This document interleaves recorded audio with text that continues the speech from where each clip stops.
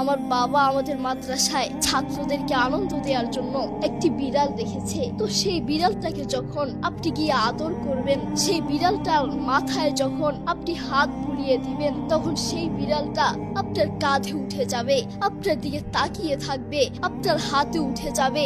আমিও মাঝে মধ্যে গিয়ে সেই বিড়ালটাকে আদর করি, তখন দেখি সেই বিড়ালটা আমার কাঁধে উঠে যায়, আমার দিকে তাকিয়ে থাকে। আমি ভাবতে থাকি, একটা বিড়াল তার মালিক চিনে, একটা কুকুর তার মালিক চিনে, আর তুমি মানুষ হয়ে এখনো চিনতে পারো নাই তোমার রবকে। কে তোমাকে খাওয়ান, কে তোমাকে রিজিক দিয়েছেন, কে তোমাকে চোখে দেখার মতো শক্তি দিয়েছেন, কে তোমাকে হাঁটার জন্য পা দিয়েছেন। আমরা এখনো সেই আল্লাহকে চিনতে পারি নাই। তুমি পশুর চেয়েও খারাপ, তুমি শকুরের চেয়েও খারাপ, তুমি মানুষ হতে পারো না, ঠিক না?